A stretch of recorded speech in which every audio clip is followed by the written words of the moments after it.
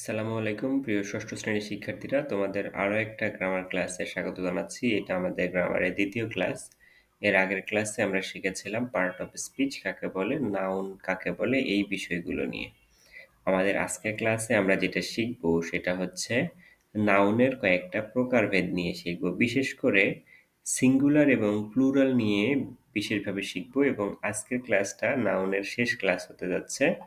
আমরা এখানে একটা টেস্ট নিব তোমাদের, যেখানে তোমাদেরকে নাউনগুলো খুঁজে বের করতে হবে, সেটা ডি নাম্বারে। চলো আগে সিঙ্গুলার এবং প্লুরাল নাউন কি জিনিস এটা দেখে নেওয়া যাক। প্রথমে দেখো, look at the underlined words in the following sentence. নিচের যে সেন্টেন্সগুলো আছে সেন্টেন্সগুলোর মধ্যে থেকে আন্ডারলাইন ওয়ার্ডগুলো দেখো। I saw the boy sitting in the field, তাহলে এখানে বয় আন্ডারলাইন করা আছে, ফিল্ড আন্ডারলাইন করা আছে। এই বাক্যটার মিনিং হচ্ছে আমি একটা ছেলেকে দেখলাম মাঠের মধ্যে বসে আছে। Some girls were also with him, তার সঙ্গে কয়েকটা মেয়েও ছিল। They were discussing their problems, তারা তাদের সমস্যাগুলো নিয়ে আলোচনা করছিল। Of living in the school hostel, school হোস্টেলে থাকার যেই সমস্যাগুলো সেগুলো নিয়ে আলোচনা করছিল। আমাদের শব্দগুলো শেষ। এখানে আমরা কতগুলো আন্ডারলাইন ওয়ার্ড পেলাম? হোস্টেল, প্রবলেমস, গার্লস, ফিল্ড, বয়। ঠিক আছে, এখানে আমরা টোটাল 5টা আন্ডারলাইন ওয়ার্ড পেলাম। এবার একটা জিনিস দেখো, now say which of those words mean one person or thing and which ones means more than one. একবার খেয়াল করো এখানে কোন জিনিসটা একটা বোঝাচ্ছে এবং কোন জিনিসটা দুইটা বোঝাচ্ছে। যেমন দেখো বয়, বয় মানে বালক, এখানে কিন্তু অনেকগুলো বালক এটা মিন করছে না, জাস্ট বালক বলছে। ফিল্ড, ফিল্ড মানে কিন্তু মাঠ, অনেকগুলো মাঠ, এটা মিন করছে না। বাট দেখো গার্লস, গার্লস মানে অনেকগুলো মেয়ে, এইখানে কিন্তু অনেকগুলো বোঝাচ্ছে। প্রবলেমস, এটাও কিন্তু অনেক প্রবলেম, অনেক প্রবলেম মানে হচ্ছে সমস্যা, আর প্রবলেমস মানে হচ্ছে অনেক সমস্যা। হোস্টেল মানে হোটেল, যেখানে থাকে, মানে স্কুল হোস্টেল আর কি। তাহলে দেখো তুমি আইডেন্টিফাই করতে পারছো কিনা, এই যে এখানে গার্লস এবং এখানে প্রবলেমস, এই দুইটা কিন্তু একাধিক বোঝাচ্ছে, অর্থাৎ একের অধিক, এখানে অনেকগুলো বোঝাচ্ছে। কিন্তু এই যে বয়, ফিল্ড এবং হোস্টেল, এগুলো কিন্তু একটাকেই বোঝাচ্ছে। তাহলে এই যে এখানে বললো which of those words mean one person or thing and which of those ones mean more than one thing, তাহলে প্রবলেমস এবং গার্লস এই দুইটা হচ্ছে মোর দেন ওয়ান। তোমরা কি একটা বিষয় খেয়াল করেছো, গার্লস এর পেছনেও এস আছে, প্রবলেমের পেছনেও এস আছে। যেহেতু এস আছে সুতরাং এই দুইটার মধ্যে কিন্তু একটা কমন জিনিস, দুইটাই কিন্তু একাধিক বোঝাচ্ছে এবং দুইটার শেষেই এস আছে। এবং যে জিনিসগুলো সিঙ্গেল, এই জিনিসগুলোর পিছনে কিন্তু এস নাই। ফিল্ডের পিছনে এস নাই, হোস্টেলের পেছনে এস নাই, বয়ের পেছনে এস নাই। তাহলে ক্লিয়ারলি বোঝা যাচ্ছে যে সাধারণত যেই নামগুলো দিয়ে একাধিক বোঝাবে সেই নামগুলো শেষে এস থাকবে, এবং যে নামগুলোর শেষে এস থাকবে না সেই নামগুলো সাধারণত সিঙ্গুলার। এটা হচ্ছে সাধারণ এবং কমন নিয়ম। এটা বেশিরভাগ জায়গায় অ্যাপ্লাই হবে, তবে কিছু জায়গায় এর ব্যতিক্রম আমরা দেখতে পাবো।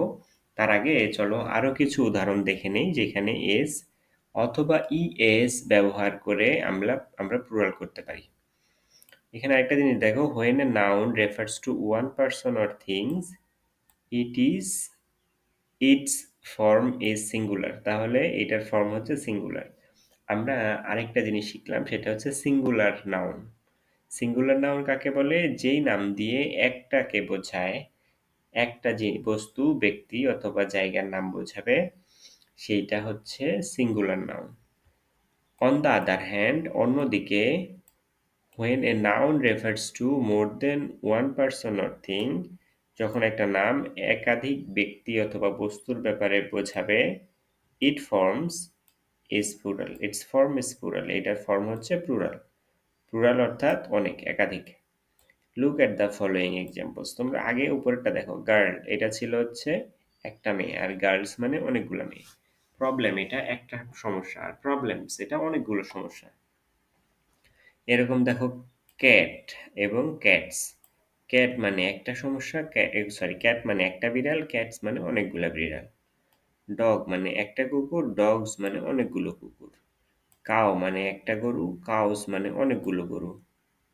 এরপর দেখো বাস, বাসেস, ওয়াচ, ওয়াচেস। একটা জিনিস খেয়াল করছো, ডগের পেছনে শুধু এস দিয়েই প্লুরাল করে ফেলা হয়েছে, ক্যাটের পেছনে এস দিয়েই প্লুরাল করে ফেলা হয়েছে, কাউয়ের পেছনে এস দিয়েই প্লুরাল করা হয়েছে, কিন্তু বাসের পেছনে কিন্তু ইএস ব্যবহার করা হয়েছে, ওয়াচের পেছনে কিন্তু ইএস ব্যবহার করা হয়েছে।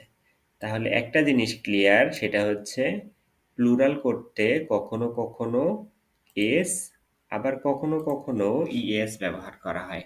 আমরা জিনিসটা লিখে ফেলি।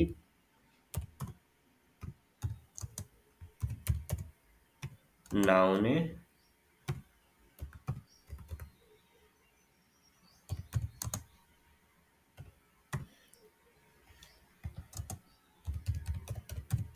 কখনো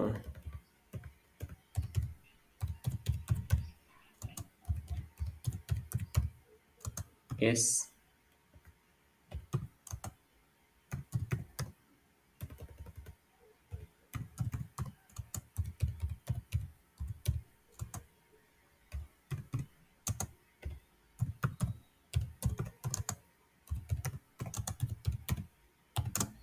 অর্থাৎ মূল বিষয়টা হচ্ছে প্লুরাল নাউনে কখনো এস অথবা কখনো ইএস ব্যবহার করা হয় মূল নামের পাশে, আর সিঙ্গুলার নাউনে শুধুমাত্র মূল নামটাই ব্যবহার করা হয়।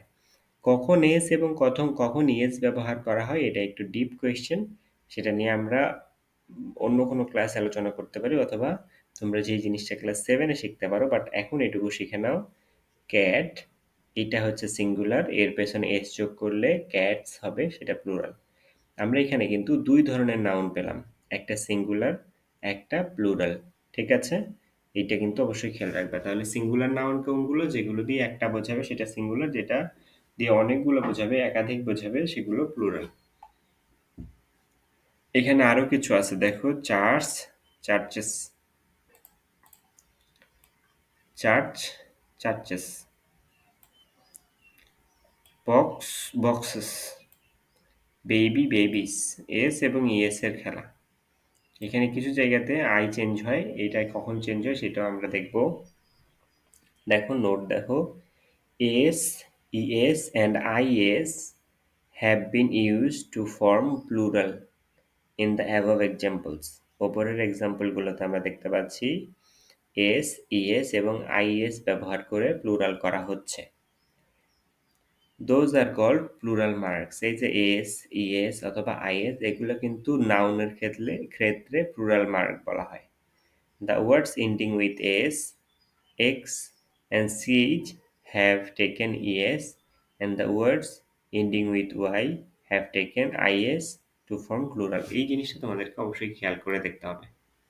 এই জিনিসটা যদি তোমরা পড়তে মানে খেয়াল করতে পারো, তাহলে একটু আগে যে সমস্যাটার কথা বললাম, যে কোন জায়গাতে এস, কোন জায়গাতে ইএস এবং কোন জায়গাতে আইএস ব্যবহার করা হবে, সেইটা ডিপেন্ড করে তোমার মূল ওয়ার্ডের পেছনে কি আছে।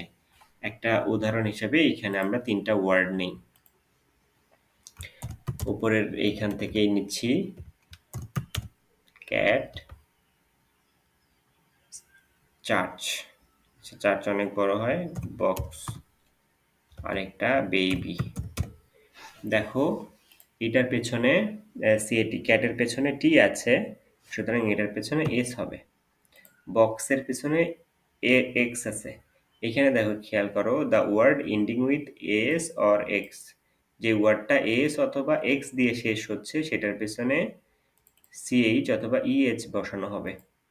ঠিক আছে, সরি, যেই ওয়ার্ডটা শেষে এস, এক্স এবং সিএইচ দিয়ে শেষ হচ্ছে সেটার পেছনে ইএস ব্যবহার করে প্লুরাল করতে হবে।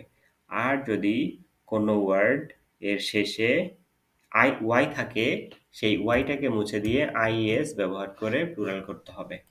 ঠিক আছে, এবার যদি আমি তোমাদেরকে কিছু এক্সাম্পল দেই, সেইগুলো কি প্লুরাল করতে পারবে কিনা বলো।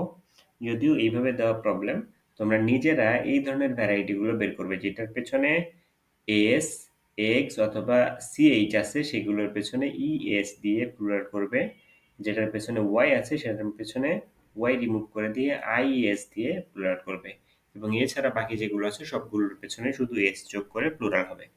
তবে এইখানে কিছু এক্সাম্পল মানে ডিফারেন্ট জিনিস আছে সেগুলো খেয়াল রাখতে হবে but in some cases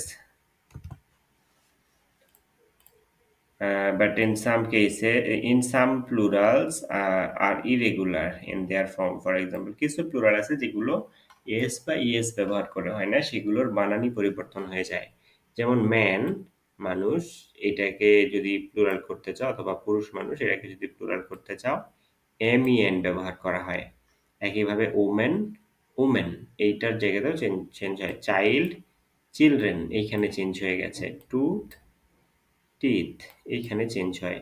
mouse মাইস miss এই জায়গাতে চেঞ্জ হয়। গুজ গুজ এই জায়গাতে চেঞ্জ হয়েছে। এই বানানগুলোর জায়গাতে চেঞ্জ হয়। এগুলো এক্সাম্পল, এক্সেপশন, এগুলোকে মুখস্থ করে ফেলতে হবে, এরা কোনো নিয়ম মেনে চলে না। তাহলে কোনটার পেছনে এস, কোনটার পেছনে ইএস এবং কোনটার পেছনে আইএস ব্যবহার করা হবে সেই নিয়মটাও আমরা শিখে ফেললাম।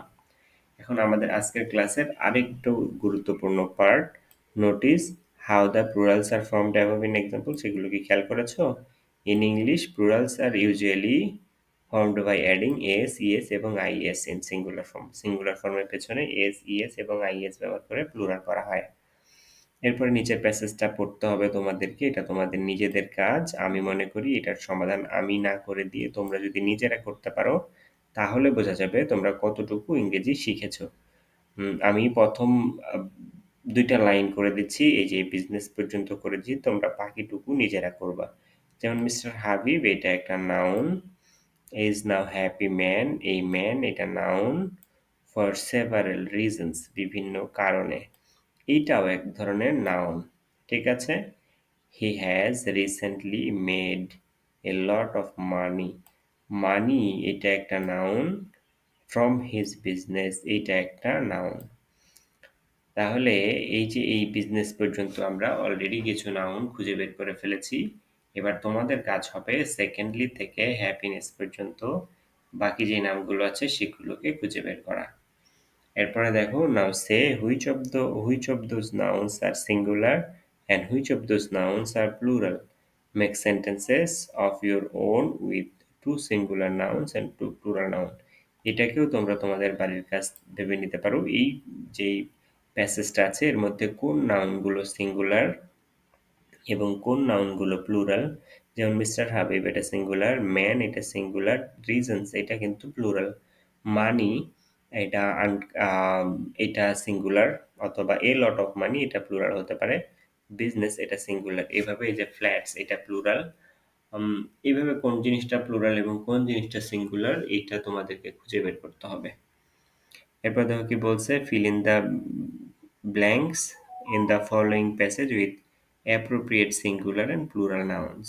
অ্যাপ্রোপ্রিয়েট সিঙ্গুলার এবং প্লুরাল নাউন দিয়ে এগুলো পূরণ করতে হবে। চলো চেষ্টা করি। সালাম is a dash of class 6, তাহলে এখানে কি হতে পারে? এখানে স্টুডেন্ট হতে পারে, তাই তো?